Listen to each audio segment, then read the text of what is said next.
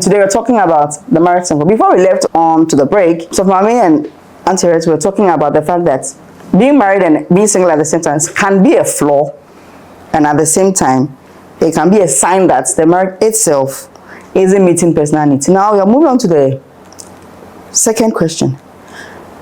Anonymous say, Obisa say, do you believe most people are aware they are emotionally unavailable in their marriages, or they genuinely are blind to the impact of the actions? I think, say, when you're talking about the flaw thing, some people don't even know.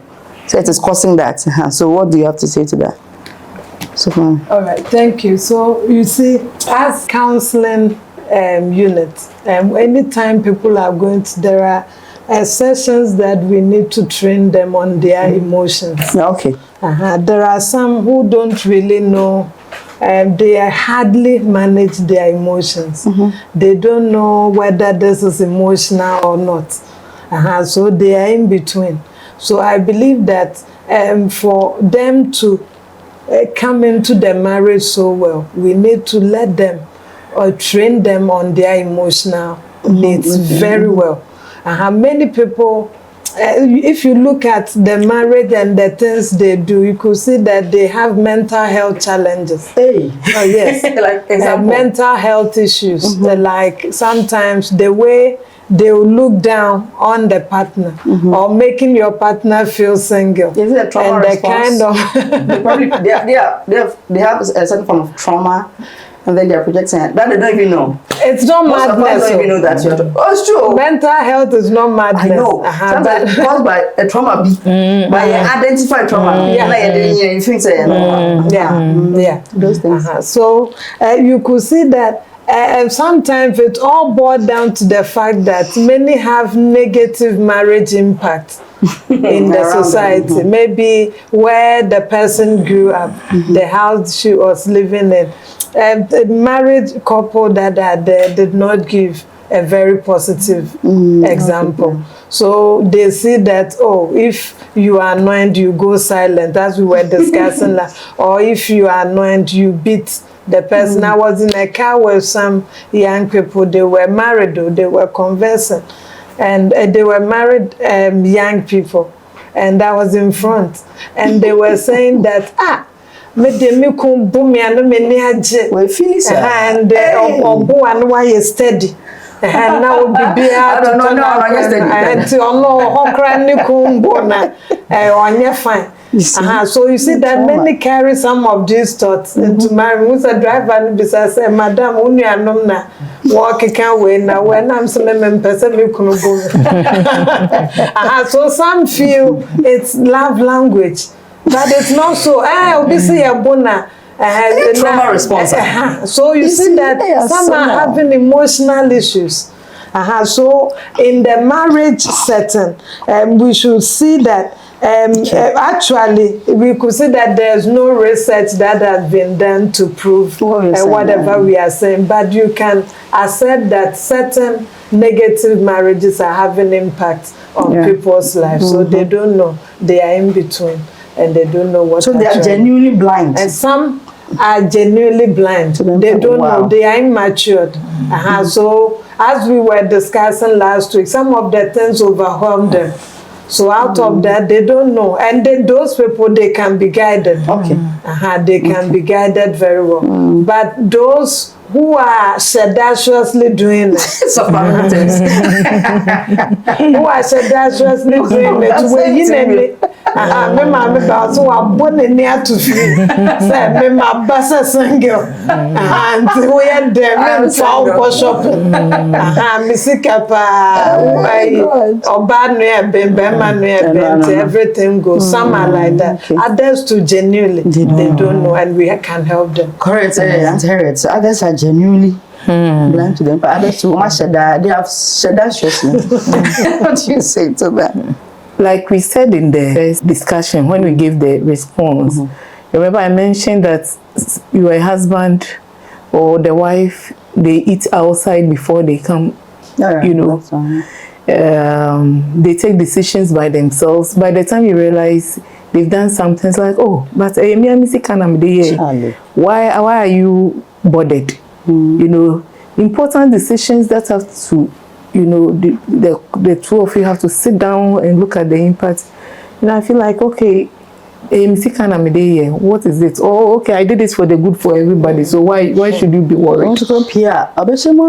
Exactly. So those are some of the things that, you know, you people do. Even though they are married, every weekend you want to go out, boys, you want to go and then, you know, it is once in a while. So remember that now you are married. So we are saying that it's not only about you, but about the needs of the other person. We also spoke about the fact that, you know, we have to even create time, because the system we are in now drains us so much that if you don't intentionally create time, you will not be able to have a good marriage in terms of communication. Now, the time that you have created, you are spending it with your friends. Now, every time you have a program you have to attend, every time there are things, hey, they're there for me, they have always done things like this, I have to do it. You know, the way we speak is the me, when everything, the emphasis on I, me, then you are still living a single life in the marriage, right? Just to add a little to what Sofumami said, there are people who genuinely don't even know that those things are wrong, or that they are leading a single life in the marriage. For example, there are people, men, that feel that so far as I've provided for the family, it's okay. I mean, what they need here?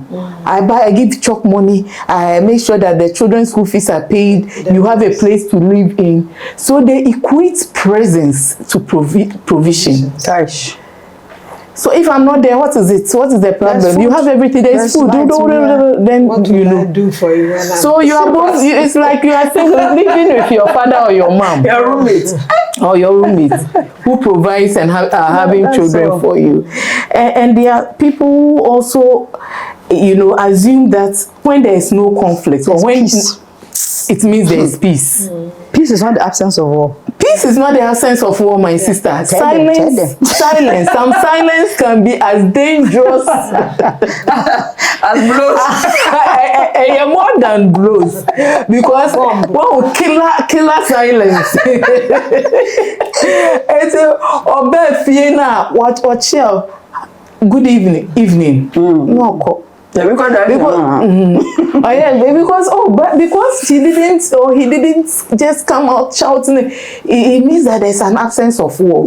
So the other person withdrawing said, okay, let me do things my way. The other person said, oh, so far as no one has said anything, it's okay.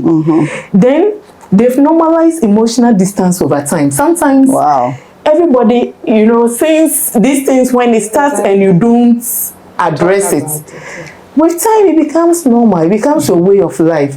So we don't speak to each other, and then once in a while we talk. When we meet, it's about the children, the school fees, blah, blah, blah. Everybody is doing their own thing, right? Everybody is running their accounts, everybody is doing their taking care of. Today I'm going to visit my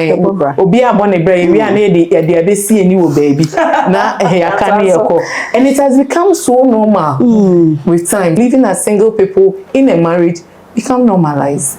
So for those who they don't see it as a problem again. And then there are those who are aware, but they do not want to be vulnerable. When me money who me pass said they may fail it, do I and a me ya? Why should be me suit to me? Or bit feels there, so me a week. So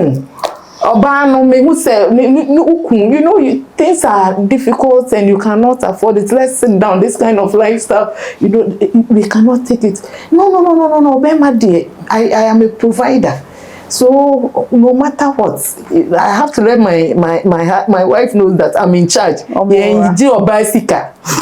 I can't be vulnerable before my family, so that it will bring my respect down. So they know, but they don't want to be vulnerable. So they would rather live single, keep things by themselves, challenge themselves, do things by their own, and suffer inside, than to share with them. At least 2 marriages that are broken because of that. Yes. 2 serious ones. Yes. There's one is trying to patch. There's one patch it. Because I mean, I've enjoyed this freedom for a while, so I want to maintain it. when it gets to the point where I am normal now, nyame ambema the separation. No, is this freedom? It's sweet. It's freedom. Is this freedom, my sweetheart? Freedom, you don't marry. No, but no, you see, after a while, I don't say, you've not been free like that. You have to consult this, consult. But then after a while, I say, we come back to our mindset before marriage. And then I mean, in our previous episodes, we've spoken about it.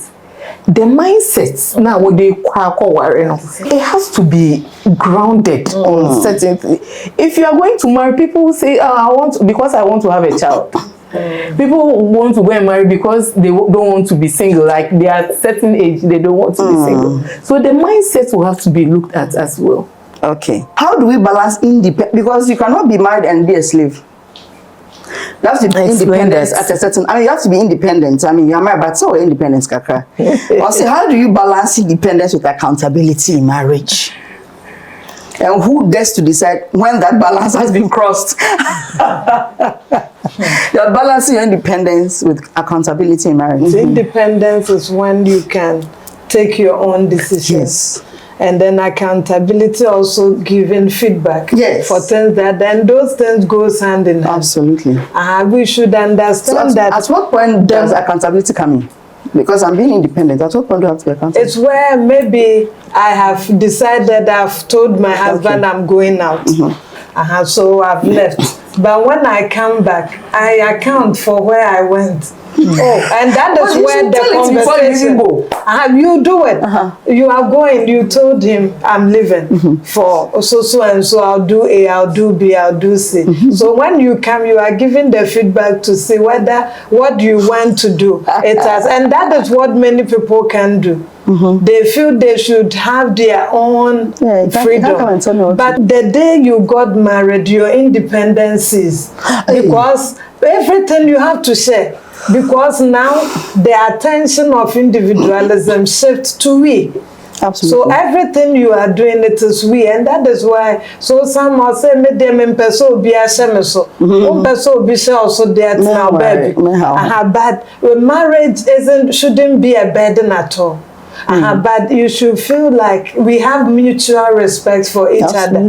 So I'm in the marriage. I'm going to have my hair done. Can you tell, you can't just stand up and go as you used to do single. You just tell your husband, because, and that is where you live as a single. That one you go. But in the marriage, you should tell your spouse or your husband or your wife that I'm going to do this. I'm going to do that. And that one, the aspect of accountability makes independence very uneasy. But you should know that in the marriage relationship, it is no more about you, but it is about us. So the we component should be projected so that you wouldn't be like everything. If you tell your husband or wife, it's undermining your freedom. Yeah, see, especially for the men. You see, the man has been handpicked. So for Adam's issue, said they were naked and they were all happy. So for monetary issues to everything, you need to talk about, and it's safer. I remember one time my mom called, you needed some amount of money. And I had it. I'm working, I can give it. But I told my husband, my mom needs this. So I would say, oh, hold on, I'll send it. Correct. And then I'm missing But if I decided to be independent, you realize I have to pay. And now, when we are sitting down to just adjust our budget, I'll not know what to say. Because I have hidden. So now I have to play hide and seek. You know, so let the we component come in, and then know that it is both that decides whether those things should work. All of you should decide. So that's what accountability comes in. Auntie Harris, last. Okay, so I wrote this, that marriage does not erase individuality. It redefines our priority. Okay. And then healthy balance looks like I am still me, but I'm responsible for us. Correct. And so for every decision that you are taking, you are looking at the good of everybody. A collective good. A collective good, but not you. So when we say that individuality, We are talking about the fact that you don't lose your ability to dream. You don't lose your ability to think and all those things. But when Bible says the two have become one, it means that whatever makes you an individual and whatever makes me an individual, we now combine, put it together to become one individual. So we are two people who is now one. The two is one. Okay, and therefore everything then that we are doing is looking at both or the family, or now let's say it's just the husband and the wife. What's is important to both of you, not one person. If you do that, then that is when you are married. But when you take decisions, just like also Mami have said, on your individual, I know some people will ask, okay, so does it mean that when you are drinking a cup of water, when you want to buy fufu, I mean, we are not saying that every single, there are things that you may even take decisions because at that time a decision had to be made. But we are talking this in general point of view that generally before major decisions are taken, before you do anything, you consider each other and you consider what works for all of you. And that is when you can say that you are balancing independence with accountability. Accountability, because even when you do things without telling the other person, you still come back and you account. So oh sweetheart, I did A, B, C and D because it was urgent. The person now knows that you have to account for it. So accountability means in marriage, independence and striking the balance is that yes, you have your independent thoughts and all that, but then because you are married, you are accountable to the other person so that it doesn't look like on this note. We are going to bring this particular discussion to an end. We'll continue next week.